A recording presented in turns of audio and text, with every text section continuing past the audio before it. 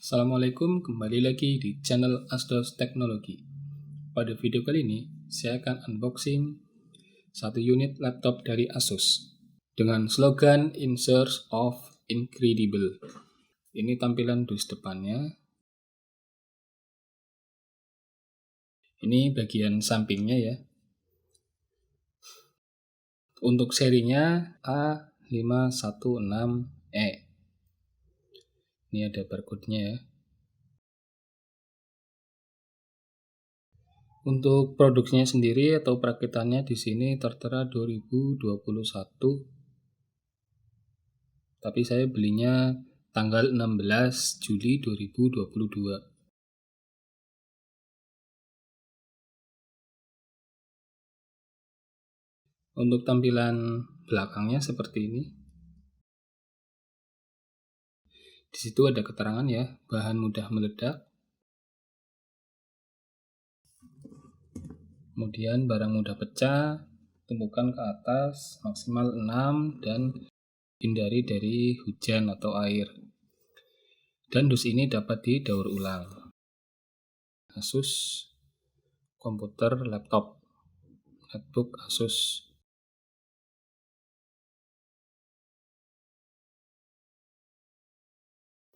Untuk tampilan dus sampingnya hanya logo Asus ya, hanya tulisan Asus ya.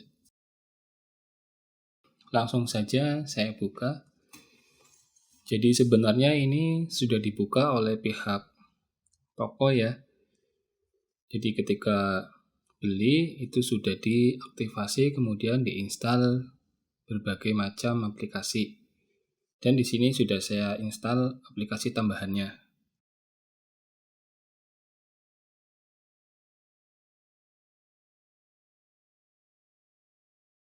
Bismillahirrahmanirrahim.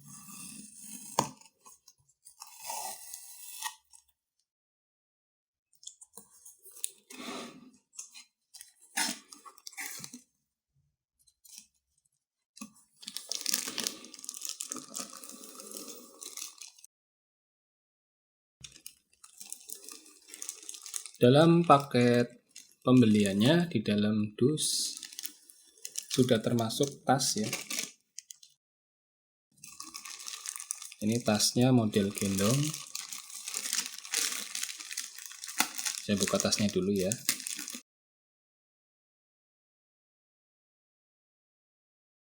Tasnya dibungkus oleh plastik.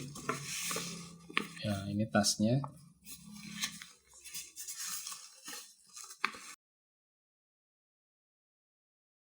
Kualitasnya cukup bagus.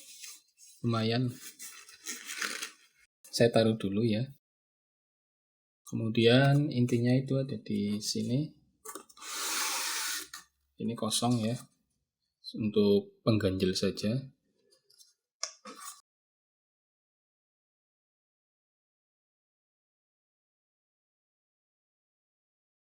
Nah, ini dus seperti dus pengulangan yang pertama ya.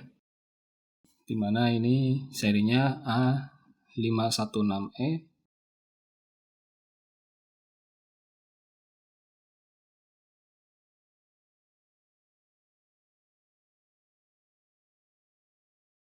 Ini spesifikasi singkatnya ya. Dengan ukuran layar 15,6 Full HD. Kemudian prosesornya itu Intel i3 generasi 11 dengan seri 1115G4 garis miring BGA. Tanpa HDD dengan SSD 512 GB. Ini sudah menggunakan NVMe ya, jadi lebih cepat. Kemudian RAM-nya DDR4 4 GB onboard ya. Ada di dalam mesinnya. Kemudian WiFi, kemudian ada USB-nya ya. Di situ. Untuk OS sendiri sudah Windows 11 64 bit. Keyboard language itu menggunakan US. Untuk aksesorisnya itu baterai 2 sel dengan 37 Wh sudah di dalam laptopnya.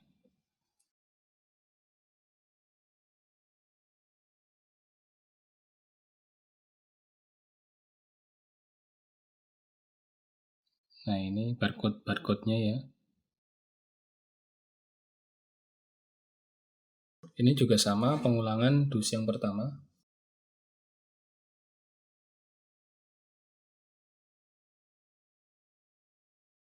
Saya akan coba membuka dus yang ini ya.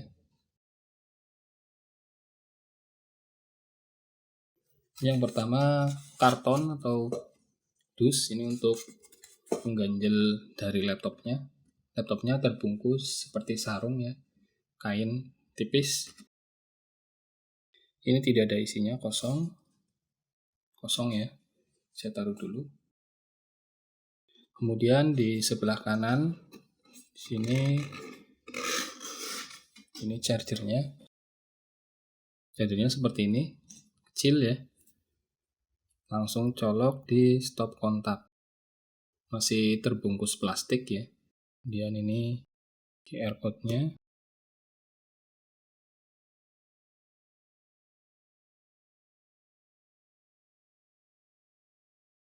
Nah, ini kelihatan ya, inputnya 100 sampai 240 volt, 1,2 ampere, 50 sampai 60 Hz. Untuk outputnya ada di 19 volt, 2,37 ampere, 45 watt.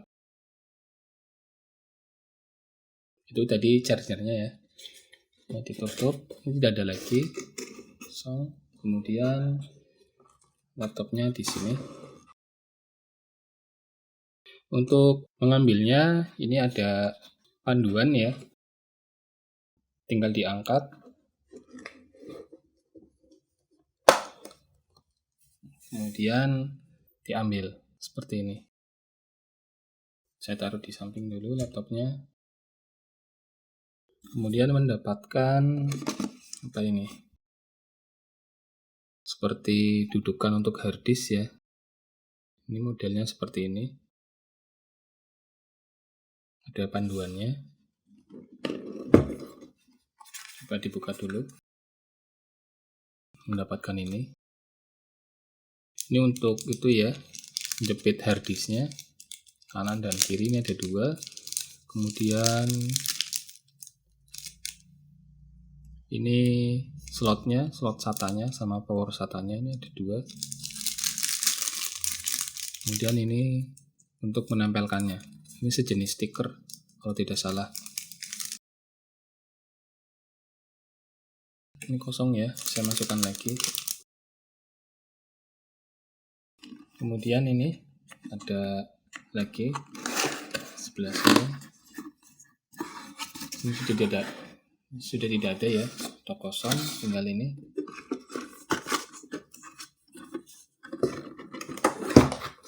Ini karena sudah kosong, saya taruh ya.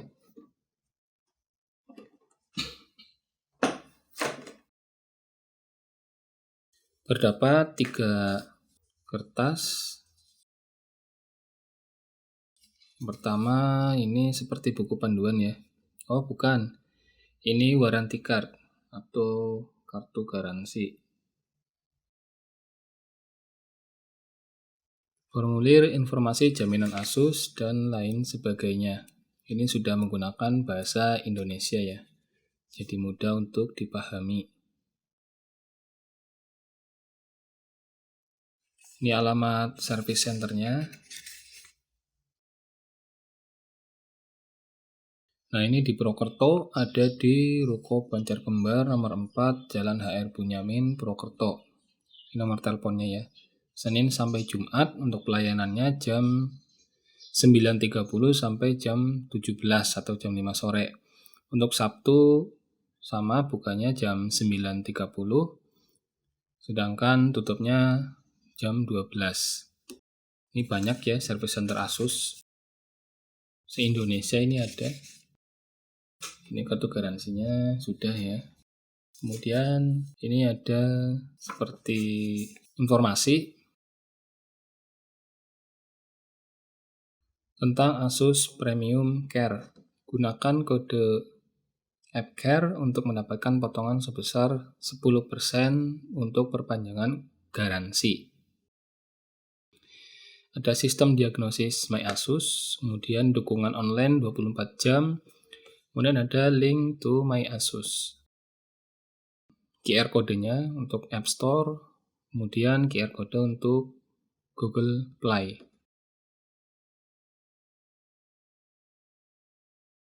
Ini juga ada aplikasi.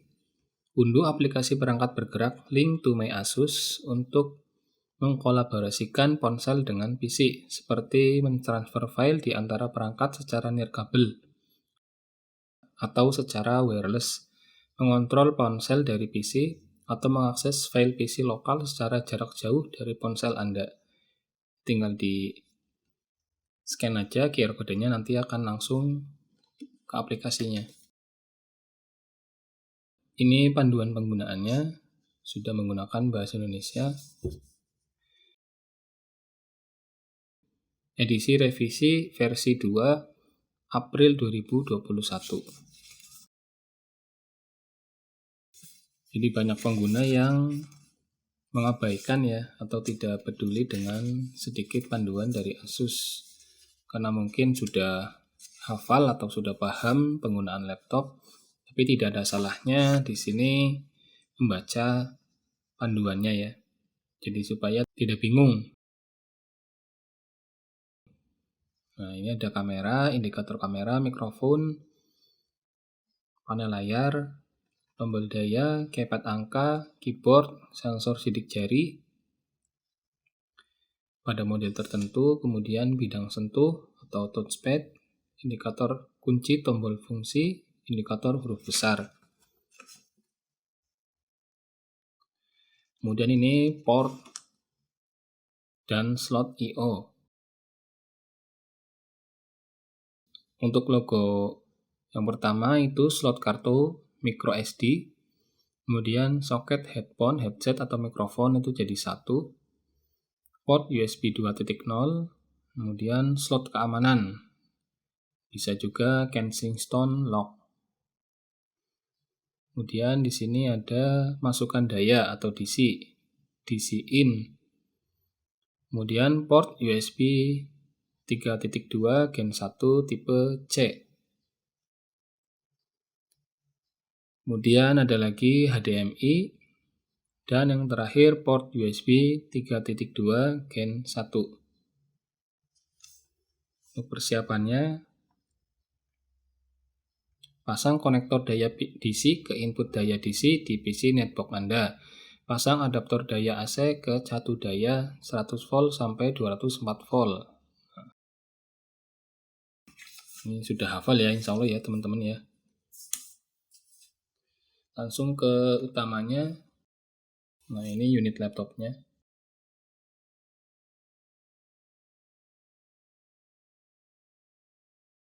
Cara membukanya seperti ini. Dibuka dulu, kemudian diambil secara perlahan. Ini untuk samek ya.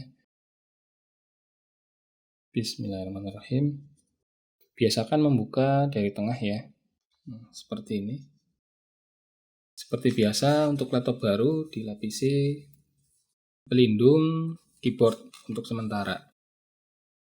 Unit laptopnya seperti ini.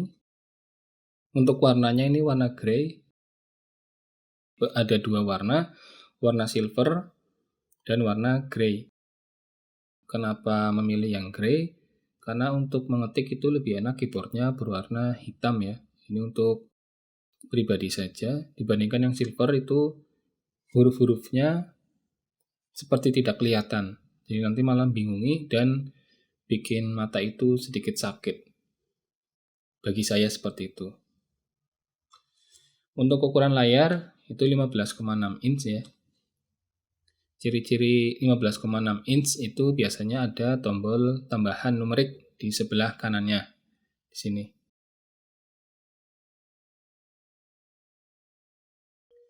Untuk tombolnya ini backlight ya. Ada lampunya. Jadi ketika ingin dinyalakan ada pengaturannya, atau ingin dimatikan ada pengaturannya juga.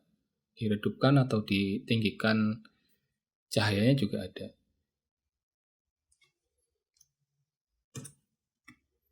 Warna grey seperti ini. Yang tadi sempat dibaca, ini port I/O-nya ya. USB-nya di sini. Di sebelah kanan ada 2. Kemudian di sebelah kiri ada 1. Ngecas nanti di sebelah kiri ya, yang bundar ini. Tombolnya di sebelah pojok kanan. Ini tampilan Windows 11 ya.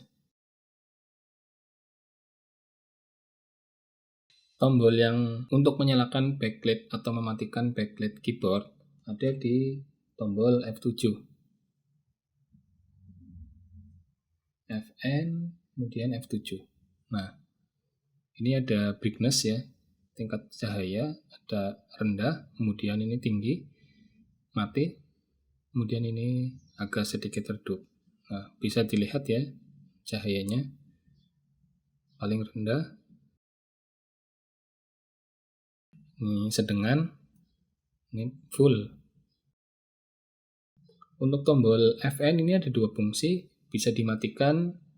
Jadi ketika ingin menggunakan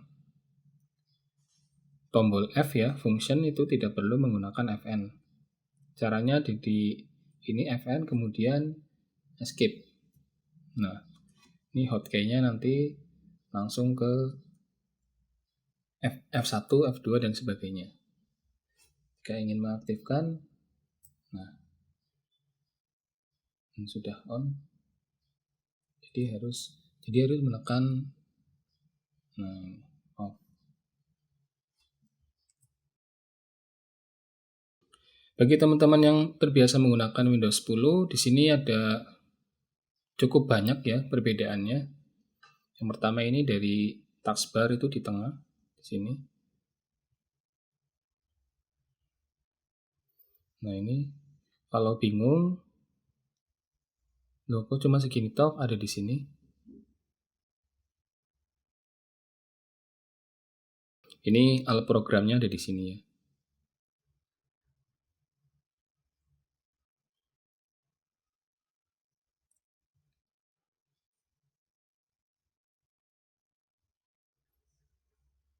Jika ingin menggunakan Task Manager, pasti bingung ya, kok nggak ada.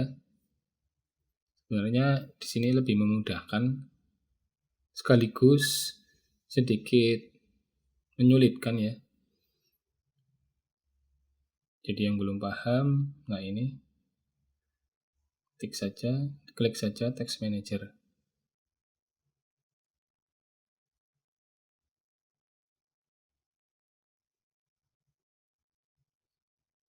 Nah ini Task Manager-nya.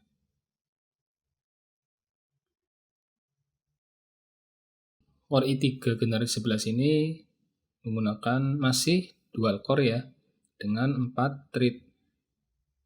Tapi ini jauh lebih bagus dibandingkan Core i3 generasi 10, di mana skor benchmarknya itu generasi 11 itu lebih unggul ya, cukup jauh. Jadi bagi teman-teman yang ingin membeli Core i3, laptop terutama, ambil yang langsung generasi 11. Karena performanya itu cukup jauh dibandingkan Core i3 generasi 10. Untuk klik kanannya juga sedikit berbeda ya. Intinya, bagi yang sudah terbiasa menggunakan Windows 10 dan ingin menggunakan Windows 11, perlu waktu untuk adaptasi.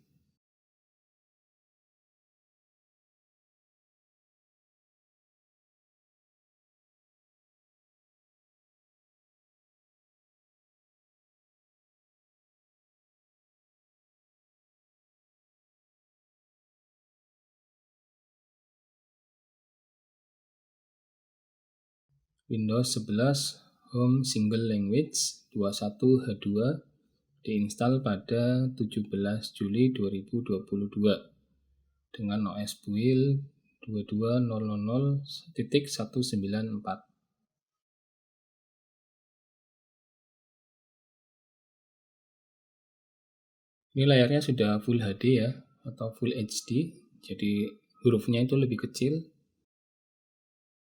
Ini untuk spesifikasinya ya. Kemudian buka GPU Z-nya. Di sini terjadi peningkatan ya, di mana shadernya itu sudah 48 unified. Kemudian di sini pixel fill rate-nya sama textile fill rate-nya itu sudah termasuk besar ya. 10 gigapiksel dan 20 gigapiksel.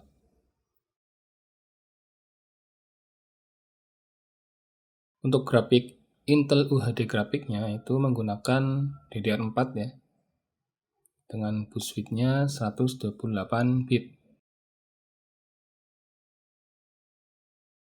Dengan bandwidth-nya 38,4. Untuk skor benchmark-nya, saya menggunakan CPU ID ya. Klik saja bagian benchmark.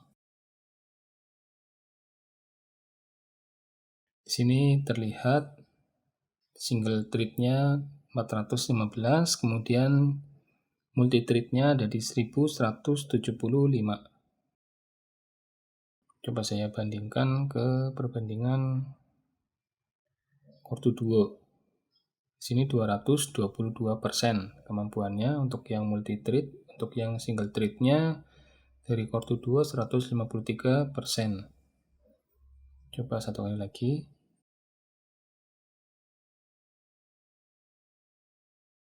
Kurang lebih sama ya, di 1170-an. Kemudian yang ini 420-an.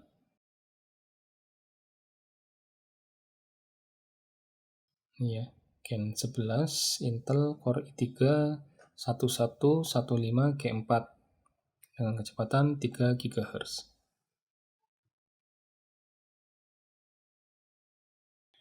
Untuk harga sendiri, dengan memori 4 GB bawaan dari Asusnya itu sekitar 6.400.000-an, atau bisa dikatakan 6.500.000 ya, karena 6.499.000. Karena ini versi upgrade, jadi RAM-nya itu ditambah lagi 4 GB dengan tambahan itu mereknya dari Kingston. Ini yang genuine ya, Kingston yang asli. Ada stiker genuine-nya ini.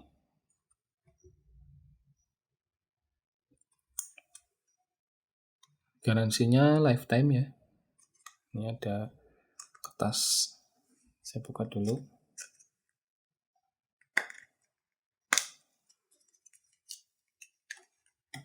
Jadi toko komputer yang saya kunjungi ini merupakan partner dari Asus. Jadi ketika upgrade itu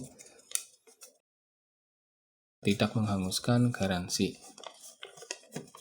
Ini cara pemasangan RAM-nya ya.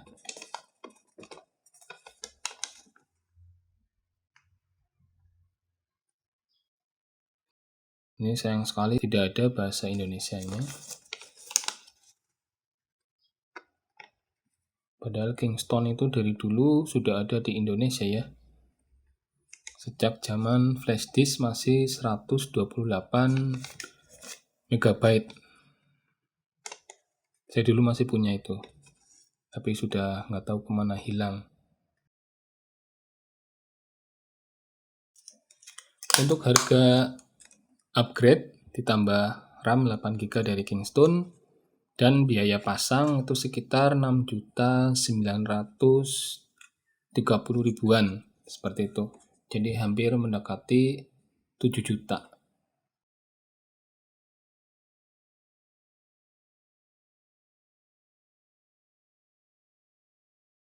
Sekian yang dapat saya sampaikan. Semoga bermanfaat ya video unboxing ini.